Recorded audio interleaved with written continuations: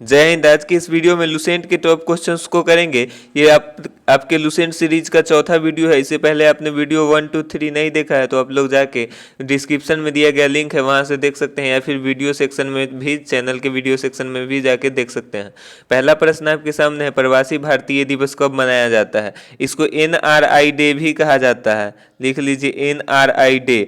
NRI day कब, प्रवासी भारतीय दिवस कब मनाया जाता है? ठीक है, तो प्रवासी भारतीय दिवस महात्मा गांधी जब दक्षिण अफ्रीका से वापस भारत लौट के आए थे तो उसी के उपलक्ष्य में मनाया जाता है। महात्मा गांधी दक्षिण अफ्रीका से भारत लौटे थे 1915 में, और वो दिन था 9 जनवरी।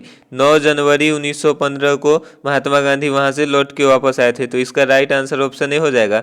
अच्छा, आपसे पूछ देगा ये कब से मनाया जाता है, तो प्रवासी भारतीय दिवस 2003 से मनाया जाता है। मतलब इसका पहला संस्करण 2003 में मनाया गया। उसके बाद 2015 से लगातार मनाया जा रहा है। बीच में छोड़ दिया गया था, 2003 में मनाया गया था, 2005 में मनाया गया था, उसके बाद छोड़ दिया गया था, बीच बीच में मनाया जाता रहा है। उसके बाद 2015 से लगातार मनाया गया है। इस बार कैमा संस्करण मनाया गया है? तो इस बार प्रवासी भारतीय दिवस का 16वां संस्करण मनाया गया है। ठीक है, इस बार प्रवासी भारतीय दिवस का 16वां संस्करण मनाया गया है, और ये नई दिल्ली में मनाया गया है। इसका थीम था आत्मनिर्भर भारत में योगदान। थीम क्या था? आत्मनिर्भर भारत में योगदान। थीम आपसे पूछ देगा, ये बहुत महत्वपूर्ण है। आत्मनिर्भर भारत में योगदान इसका थीम था। इस बार 16वां संस्करण मनाया गया है और दिल्ली में मनाया गया है। अगला प्रश्न को देखेंगे। अगला प्रश्न है आपके सामने, भारतीय गन्ना अनुसंधान संस्थान किस राज्य में अवस्थित है? तो भारतीय गन्ना अनुसंधान संस्थान उत्तर प्रदेश में अवस्थित है। अगर आपसे पूछ देता है कि अंतर्राष्ट्रीय चावल अनुसंधान संस्थान कहाँ है, तो अंतर्राष्ट्रीय चावल अनुसंधान संस्थान जो है मनीला में है। मनीला कहाँ पे है? फिलीपींस की राजधानी मनीला में अंतर्राष्ट्रीय चावल अनुसंधान संस्थान है। ठीक है, अगला प्रश्न देखेंगे। अगला प्रश्न आपके सामने है, भारतीय राष्ट्रगान को भारतीय संविधान द्वारा पहली बार कब अपनाया गया? आप लोग बताएंगे भारतीय संविधान सभा की अंतिम बैठक कब हुई? 24 जनवरी 1950 को भारतीय संविधान सभा की अंतिम बैठक हुई थी, और इसी बैठक में राष्ट्रपति प्रधानमंत्री के साथ साथ ये भी तय हुआ था कि राष्ट्रगान को संविधान में संवैधानिक रूप से राष्ट्रगान को राष्ट्रगान का दर्जा देना है। तो वो 24 जनवरी 1950 को हुई थी। कब हुई थी? तो 24 जनवरी 1950 को। ठीक है, अगला प्रश्न देखेंगे। अगला प्रश्न आपके सामने, संयुक्त राष्ट्र संघ में वर्तमान में कितने सदस्य देश हैं? संयुक्त राष्ट्र संघ में वर्तमान में कितने सदस्य देश हैं? तो संयुक्त राष्ट्र संघ में वर्तमान में 193 सदस्य हैं। कितने सदस्य हैं? 193 सदस्य हैं। अगर इसके सदस्य की बात करें तो इसमें 193 सदस्य है। 193 में दो ऑब्जर्वर देश हैं। ऑब्जर्वर देश दो हैं। ऑब्जर्वर जो हैं दो कंट्री हैं, जबकि इस यूएनओ की स्थापना जो है 24 अक्टूबर 1945 को की गई थी। 24 अक्टूबर 1945 को यूएन की स्थापना की गई थी, और मुख्यालय इसका कहाँ है? न्यूयॉर्क, यूएसए के न्यूयॉर्क में, न्यूयॉर्क शहर में यूएनओ का मुख्यालय है। ठीक है, अगला प्रश्न आपके सामने, ट्राई का पूर्ण रूप क्या होता है? Full form of try, what is the full form of try? Telecom regulatory authority of India, इसका फुल फॉर्म कई बार क्वेश्चन पूछा जा चुका है। मोस्टली हम वही क्वेश्चन लुसेंट का करा रहे हैं जो आपके एग्जाम में पूछा जा चुका है। तो telecom regulatory authority of India इसका राइट आंसर हो जाएगा। ठीक है, ट्राई का फुल फॉर्म। अगला प्रश्न देखेंगे। अगला प्रश्न आपके सामने है, आवास और शहरी मामलों के मंत्रालय ने किसके लिए मैं भी डिजिटल ड्राइव शुरू किया है? मैं भी डिजिटल ड्राइव किसके लिए शुरू किया गया है? तो ये ड्राइव जो है फुटपाथ पर सामान बेचने वाले विक्रेताओं के लिए शुरू किया गया है। ठीक है, फुटपाथ विक्रेताओं के लिए ये शुरू किया गया है आवास और शहरी मामलों के मंत्रालय MOHUA के द्वारा। अगला प्रश्न है आपके सामने, नरेंद्र मोदी के जीवन पर एक पुस्तक कर्मयोद्धा का विमोचन किसने किया है? तो नरेंद्र मोदी के जीवन पर आधारित पुस्तक कर्मयोद्धा का विमोचन जो है मोटा भाई ने किया है। किसने किया है? अमित शाह ने। अमित शाह, मोटा भाई अमित। अच्छा, आप लोग बताएंगे कमेंट करके कि अमित शाह अभी देश के किस पद पर काबिज है, मतलब कौन से मंत्रालय उनको दिए गए हैं। ठीक है, अगला प्रश्न आपके सामने है, किस राज्य में भारत का सबसे बड़ा वन क्षेत्र है?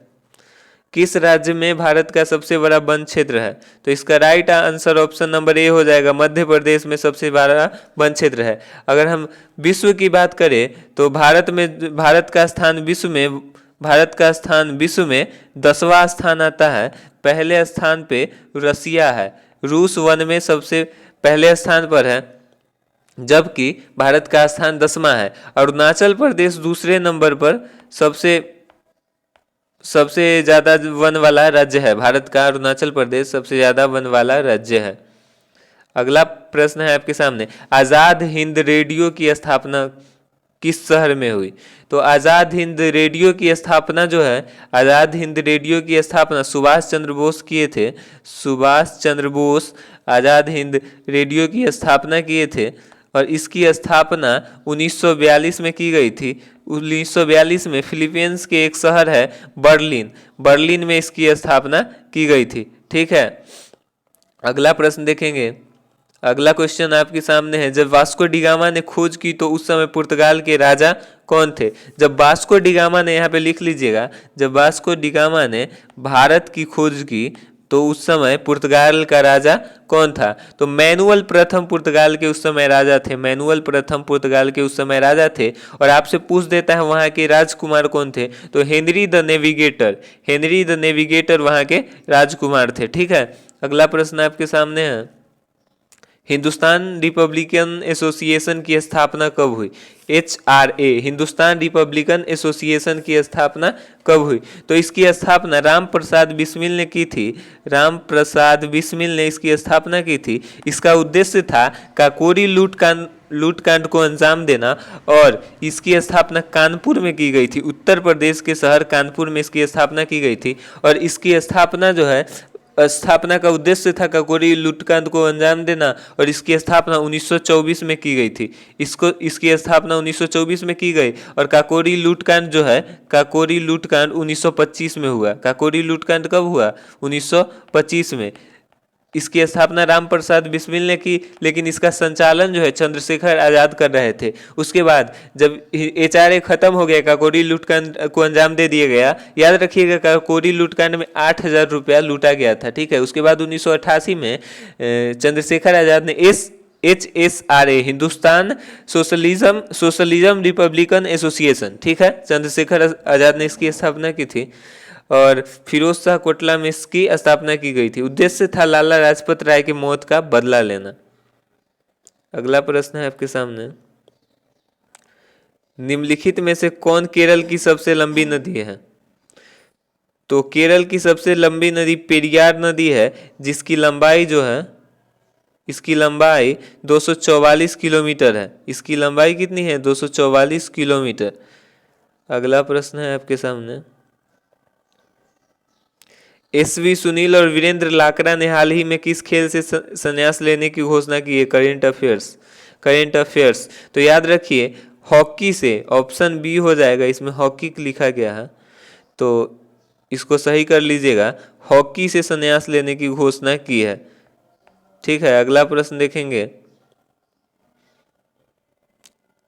वायुसेना दिवस कब मनाया जाता है? देखिए, वायुसेना दिवस 8 अक्टूबर को मनाया जाता है। 8 अक्टूबर 1932 को इसकी स्थापना की गई थी। इस बार 79वां वायुसेना दिवस मनाया गया है। ठीक है, 89वां है शायद, देख लीजिएगा 1932 से आप लोग, 8 अक्टूबर 1932 से। अगला प्रश्न आपके सामने है, महात्मा गांधी के आध्यात्मिक गुरु कौन थे? तो महात्मा गांधी के आध्यात्मिक गुरु लियो टॉल्स्टॉय थे। अच्छा, महात्मा गांधी के राजनीतिक गुरु कौन थे? तो महात्मा गांधी के राजनीतिक गुरु गोपाल कृष्ण गोखले थे। जब 1907 के कांग्रेस अधिवेशन में कांग्रेस 2 भागों में टूटा था तो नरम दल के नेता गोपाल कृष्ण गोखले को ही बनाया गया था। अगला प्रश्न है, आनुवंशिकी के पिता के रूप में किन्हें जाना जाता है? तो आनुवंशिकी के पिता के रूप में ग्रेगर जॉर्ज मेंडल को जाना जाता है। पूरा नाम इनका ग्रेगर जॉर्ज मेंडल है। अगला प्रश्न देखिए, भारत में एटॉमिक साइंस का पिता किन्हें कहा जाता है? परमाणु विज्ञान का पिता किन्हें कहा जाता है? तो परमाणु विज्ञान का पिता जो है भारत में होमी जी भाभा को माना जाता है, जबकि अंतरिक्ष विज्ञान का पिता सतीश धवन को माना जाता है। परमाणु विज्ञान का पिता होमी जे भाभा, HJ भाभा को। अगला क्वेश्चन है क्वेश्चन नंबर 18।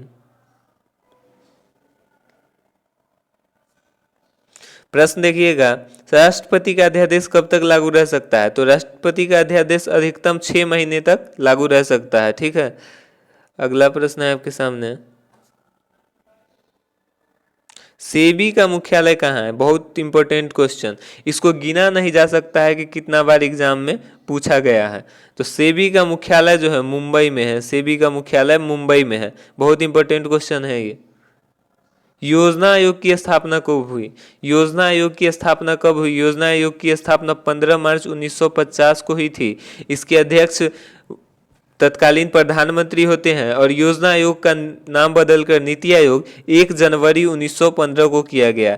1 जनवरी 1915 को इसका नाम बदलकर नीति आयोग कर दिया गया है। तो दोस्तों वीडियो कैसा लगा है आप लोगों को कमेंट करके ज़रूर बताएं, और अगर वीडियो अच्छा लगा हो तो लाइक शेयर एंड सब्सक्राइब करना ना भूलें। आपके कोई सुझाव हो या फिर कोई कुछ पूछना चाहते हैं तो आप कमेंट जरूर कीजिएगा, हम कमेंट में रिप्लाई दे देंगे या फिर अगले वीडियो में आपको उसके बारे में बता देंगे। तो जय हिंद, मिलते हैं फिर से अगले वीडियो में।